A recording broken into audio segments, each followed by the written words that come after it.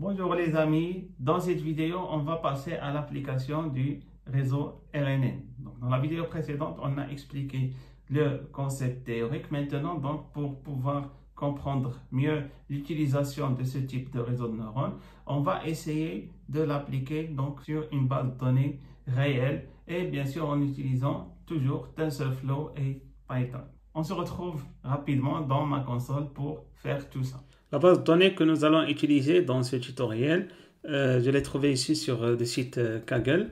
Donc, Kaggle, c'est un réseau social pour les data scientists. Donc, on peut y trouver pas mal de ressources ici qui sont utiles pour les data scientists. Donc, là, donc, je vais chercher Passenger. Donc, ici, pour choisir d'afficher uniquement les résultats de base de données, donc, je clique ici sur Dataset. Et là, ça va m'afficher plusieurs bases de données. Donc, la base de données sur laquelle je vais travailler, c'est celle-là, donc R Passengers. Donc, ici, qu'est-ce qu'on a dans cette base de données? Donc, elle est très simple. Donc, il y a deux colonnes. Donc, une colonne ici, donc on a le mois. Bon, ça date ici de 1949 janvier. Donc, ici, et ça s'incrémente là, donc chaque mois.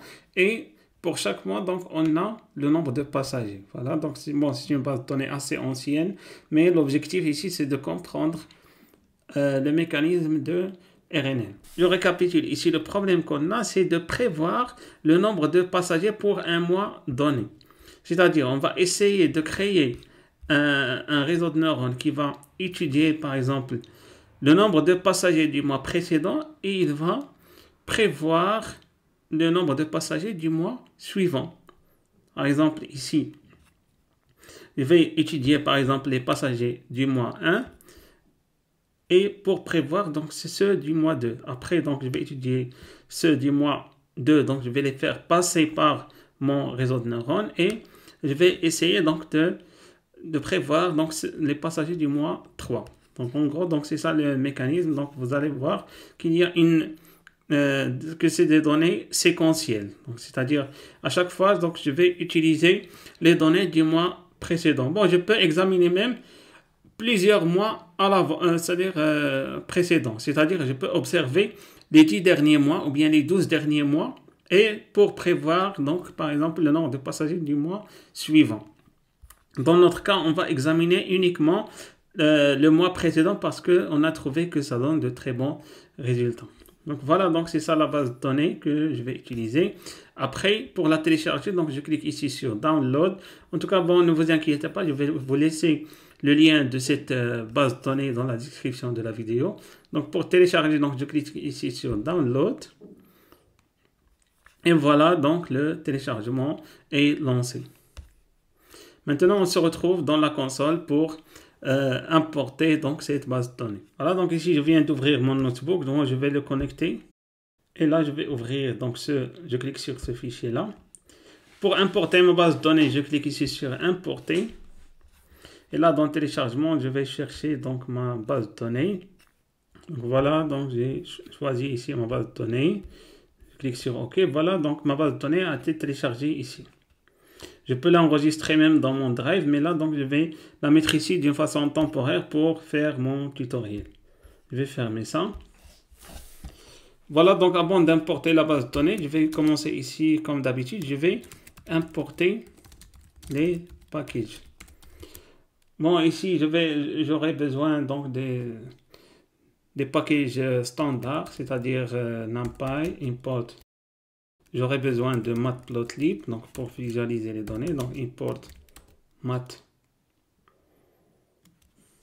matplotlib, et j'aurai besoin également de pandas as pg.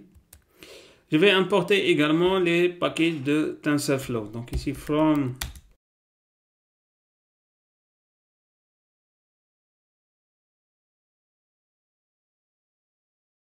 voilà, en gros, j'aurais besoin donc de ces méthodes. Bon, LSTM, c'est pour créer les couches RNN. Donc la première étape, c'est ouvrir la base de données. Donc pour ouvrir la base de données, je vais utiliser comme d'habitude. Donc là, je vais l'appeler df. Je vais utiliser pandas read CSV. Et là, donc, je dois mettre le chemin d'accès à la base de données. Donc, pour trouver le chemin, donc, je clique ici sur Fichier. Et là, bouton droit et je clique sur Copier le chemin d'accès. Je vais fermer ça. Et voilà, donc ici, j'ai le chemin d'accès. Je vais mettre df read, donc pour afficher les premières lignes. Oui, donc j'ai pas exécuté la première cellule. Et voilà, donc ici, j'ai les premières lignes de ma base de données. Donc, remarquez qu'il y a une colonne ici, month, c'est-à-dire le mois. Et là, donc, j'ai passengers, c'est-à-dire le nombre de passagers pour chaque mois. Ce que je vais utiliser principalement, donc, c'est cette colonne dans passengers. Donc, je vais importer uniquement passengers. Je n'aurai pas besoin des mois. Donc, je vais les mettre ici dans data. Et je dois les mettre sous forme de array parce que pour les mettre dans un réseau de neurones, donc il ne doit pas rester sous forme de data frame de pandas, mais ça doit être sous format array. Donc pour choisir uniquement une colonne, donc je mets ici les crochets et je vais mettre ici passengers. Donc il faut veiller à écrire donc ici le nom de la colonne donc tel qu'il est. Voilà, donc ici je peux mettre data pour afficher le contenu. Et là, bien sûr, pour le convertir en format array, donc je vais mettre ici values, voilà. Remarquez ici, donc le format de la colonne est devenu comme ça, donc et ce n'est plus donc un data frame. Donc là, je vais ouvrir une autre cellule. Bon, maintenant, je vais commencer la préparation de la base de données. Ce que je dois faire d'abord, je vais essayer de normaliser mes données. Je veux que toutes ces valeurs-là de nombre de passagers soient entre 0 et 1. Donc pour faire ça, je vais importer une fonction ici. Import plutôt from scalar.preprocessing. Donc import min max scalar. Donc c'est ça donc la fonction qu'on va utiliser pour normaliser mes données, donc pour que ça soit entre 0 et 1 avant de les faire passer dans notre réseau de neurones. Donc ça c'est la première étape de notre préparation. Donc pour appliquer bien sûr cette méthode, donc je dois l'instancier. Donc ici je vais l'appeler sc min max scalar et je vais mettre ici feature range. Donc là je dois spécifier que c'est entre 0 et 1 et là donc je vais appliquer donc cette méthode là, donc sc.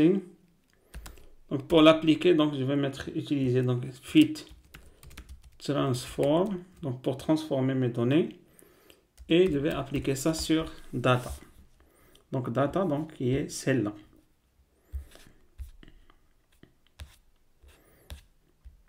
Voilà, donc j'exécute. Bon, ici data, je vais les appeler data scaled pour garder les données d'origine. Bon, je peux les afficher.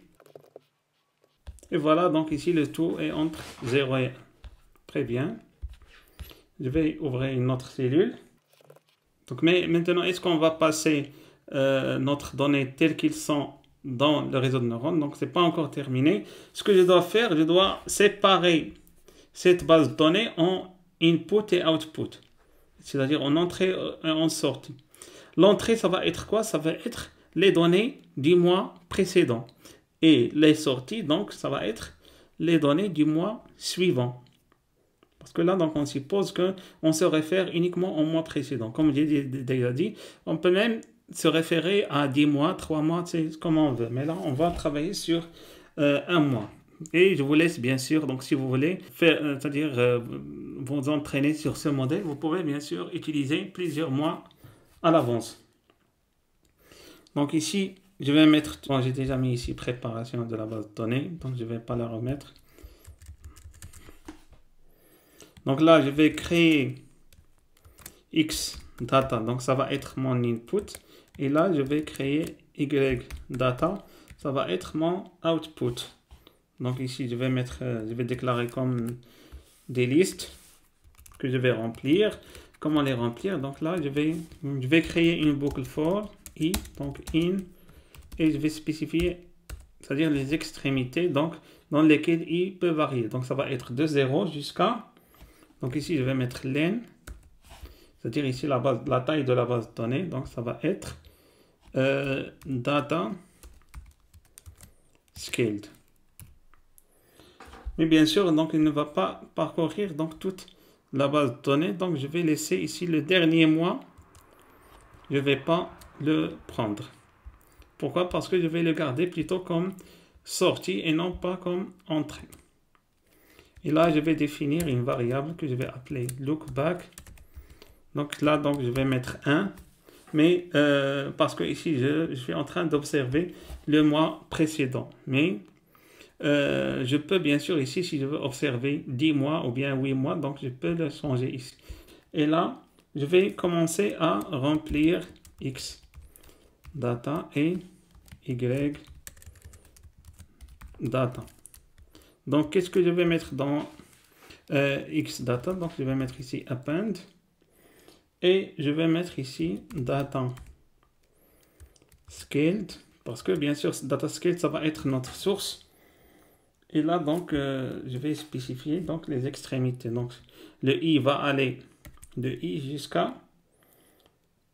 Donc, ici, je vais ouvrir la parenthèse. I plus lookback. C'est-à-dire ici, ça va parcourir les lookback mois.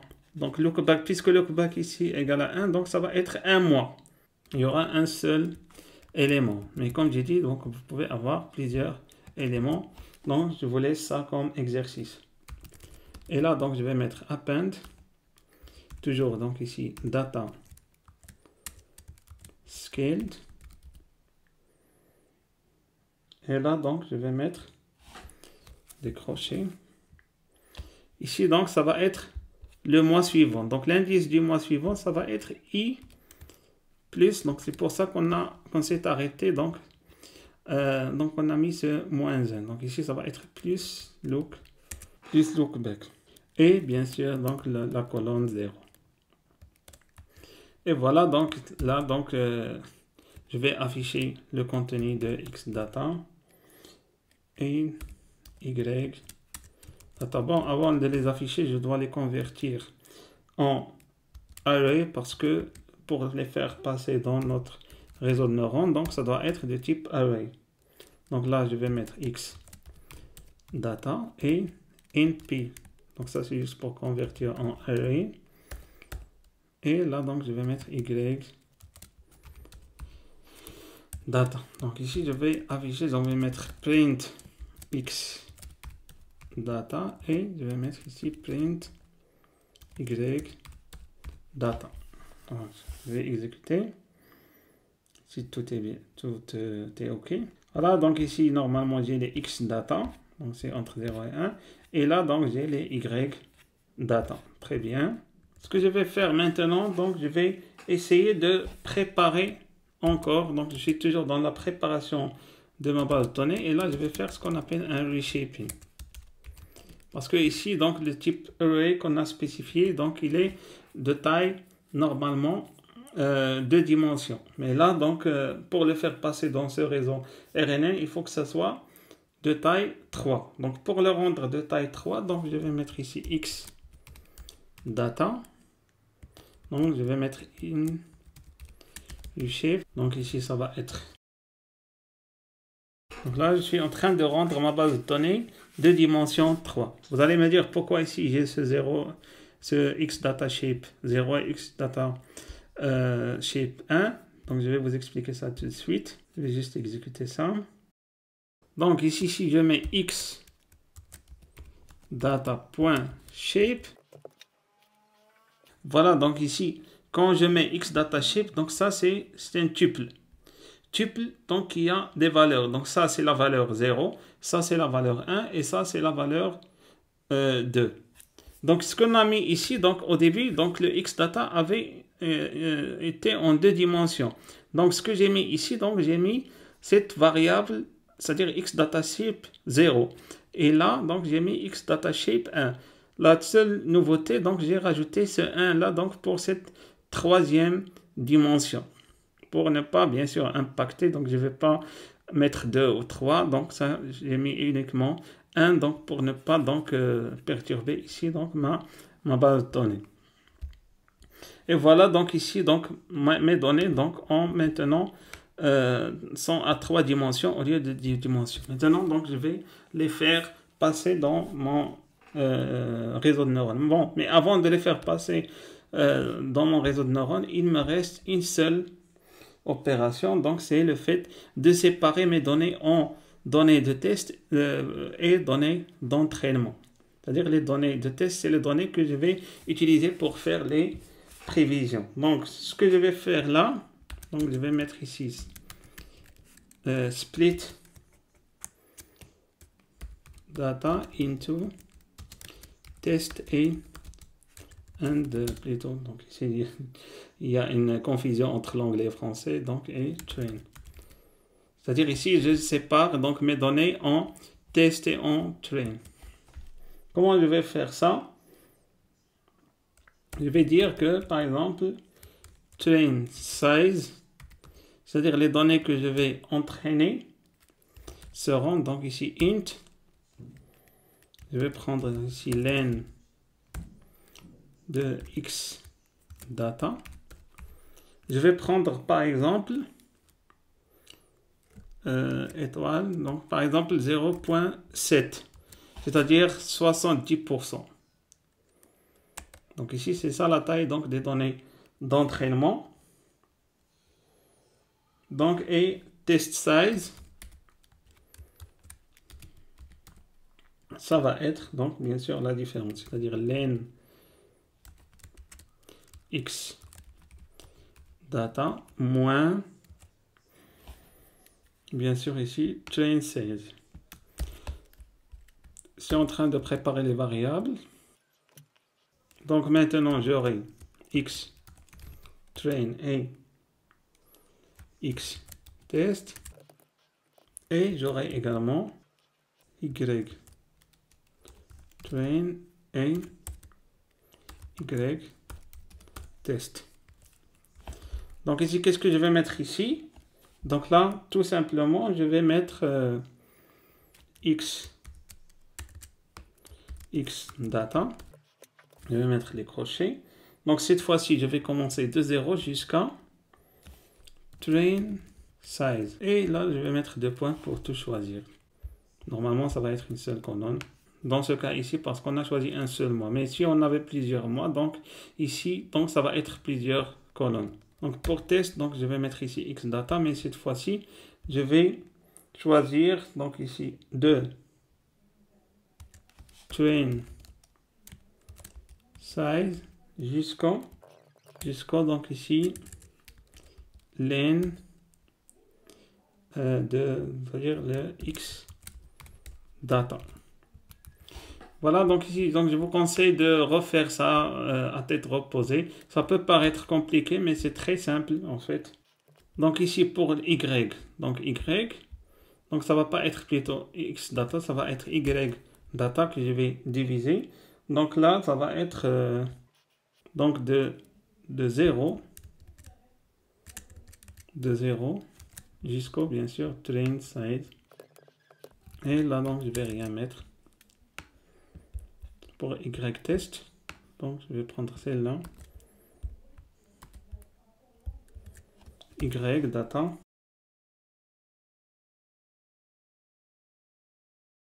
et voilà, donc ici on a terminé donc cette séparation en xtrain, xtest, ytrain et ytest. Voilà, les données d'entraînement, donc ça s'exécute sans problème. Je peux ici examiner la taille, donc par exemple pour xtrain, donc je vais mettre ici shape.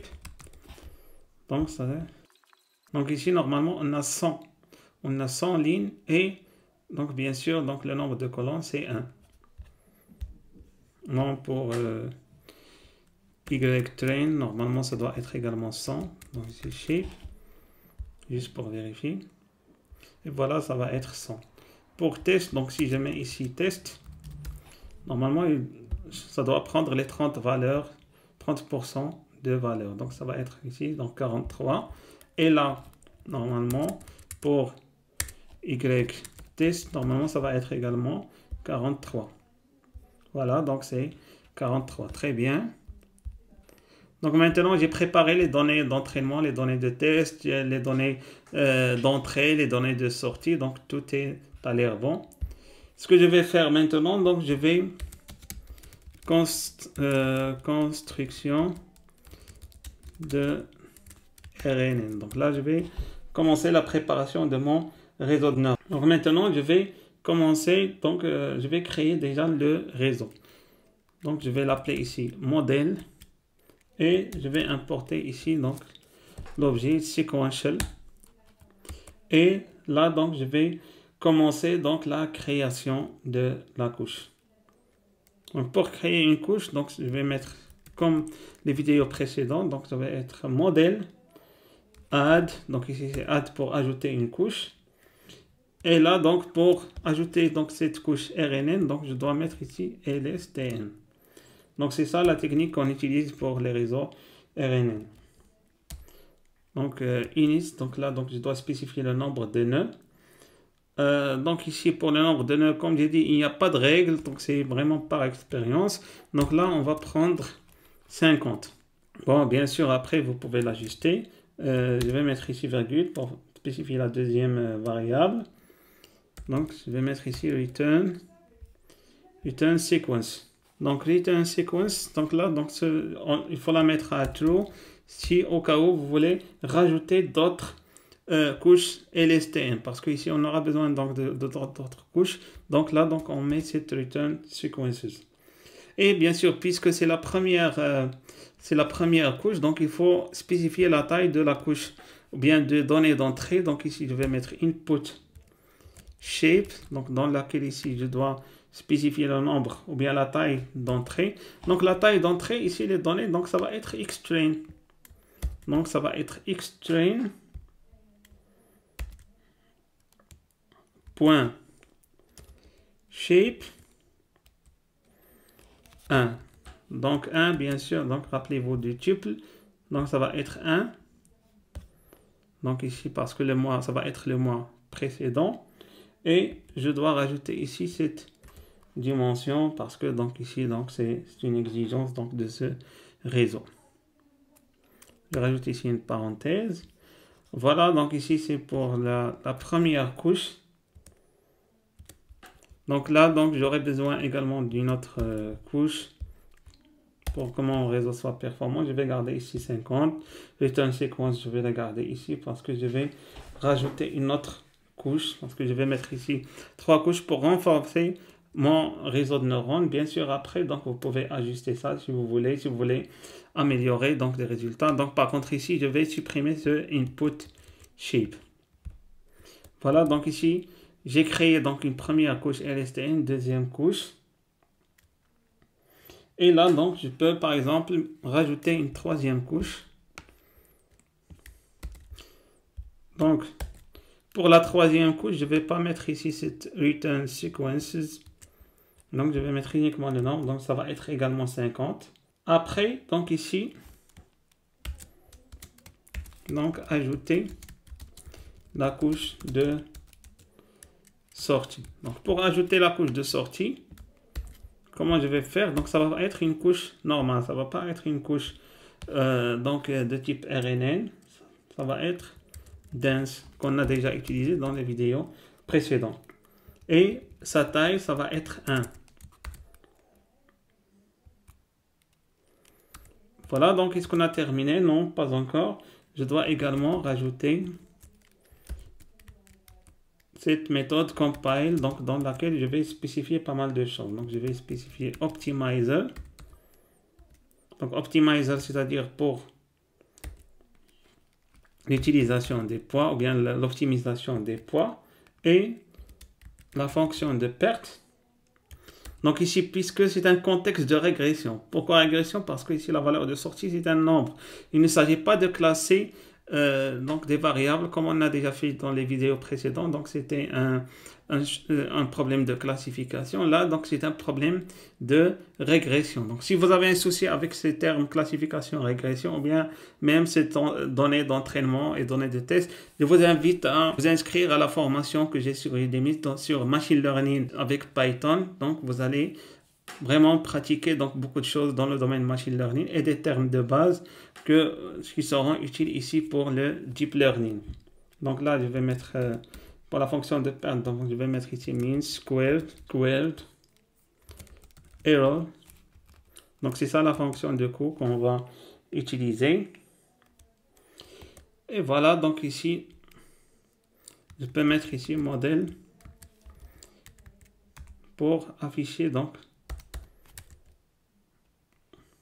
les couches. Donc je vais mettre ici summary. J'exécute. Il y a une erreur. Bon, je vais rajouter ici une parenthèse. Oui, là aussi, donc il faut une parenthèse.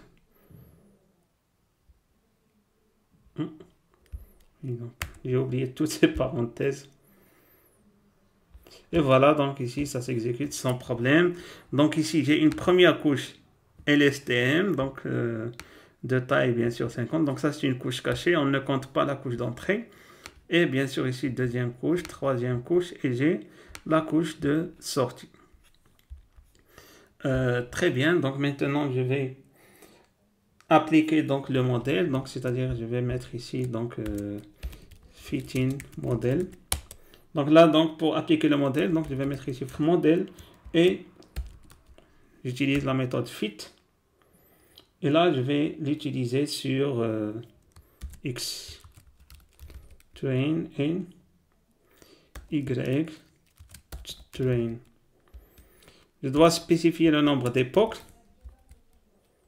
On a déjà vu ça ensemble, donc ça va être 100 époques.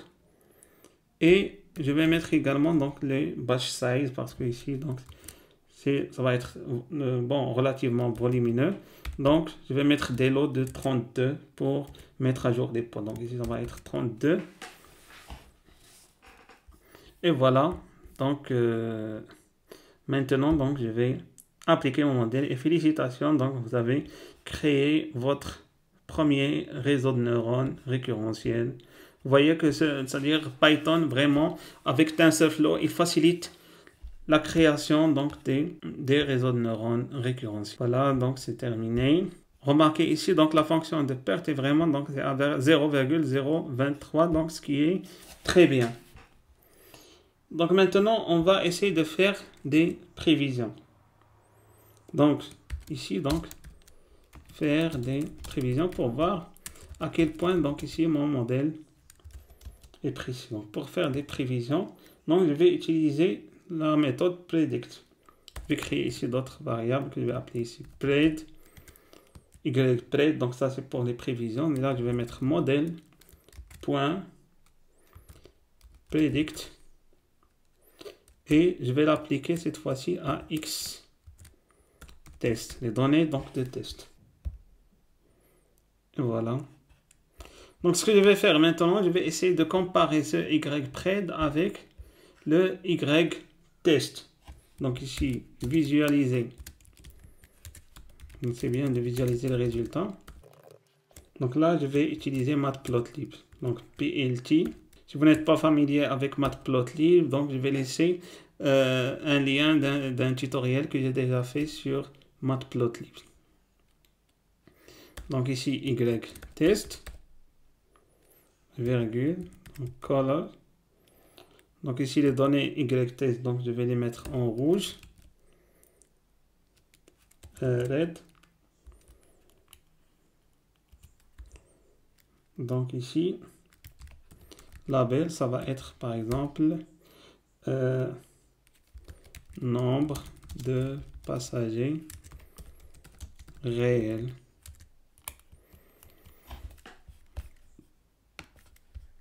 Je vais copier ça. Donc là, donc pour les données prévues, donc ici prévues, pred plutôt, comme on les a appelé, donc pred. Donc là, donc ça va être en en bleu, par exemple, blue. Et le label, donc ici, nombre de passagers. Donc, je vais mettre ici passager S. Passager. Donc ici, prévu.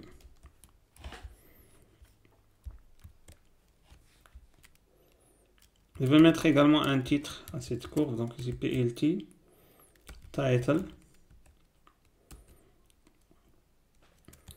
Les passagers prévus. VS. Réel. Donc ici, donc.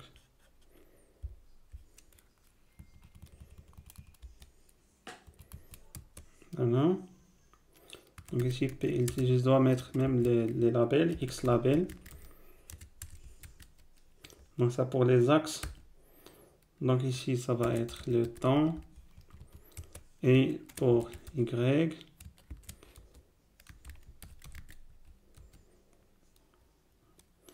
ça va être ici, passager. Passager. Je rajoute également la légende. Donc ici, PLT. Legend et PLT show. Voilà, donc ça c'est pour créer donc une courbe pour voir à quel point donc nos prévisions sont proches de la réalité. Donc je vais dessiner tout ça. Et voilà, remarquez, très bien. Donc ici, le bleu c'est le nombre de passagers prévus et le rouge donc c'est le nombre de passagers réels. Donc remarquez que le bleu est vraiment en train de suivre la tendance donc des voyageurs. Donc ça me donne quand même une idée. Bien sûr ici la précision n'est pas vraiment top, mais en tout cas on est en train de suivre la tendance et on peut bien sûr améliorer ça donc grâce à plusieurs techniques. On peut bien sûr modifier notre réseau de neurones, on peut même modifier donc le nombre de mois qu'on observe. Donc là on a observé le mois précédent, comme on peut observer les 10 derniers mois ou bien les 12 derniers mois donc pour faire des prévisions. Voilà, donc ça c'était une application des réseaux RNN. Donc vous remarquez que grâce à TensorFlow et bien sûr Python, ça simplifie la création des réseaux de neurones. Donc là donc on a utilisé des données qu'on appelle des séries temporelles, donc et qu'on a utilisé toujours donc les données antérieures pour faire des prévisions, et ça a donné donc quand même une très belle courbe qui converge donc avec la réalité. Et voilà, donc ici j'espère que c'est clair pour vous pour ce réseau RNN. Donc si vous avez des questions, si vous avez des commentaires, vous pouvez laisser en commentaire. Et n'oubliez pas de vous abonner à la chaîne YouTube Formation.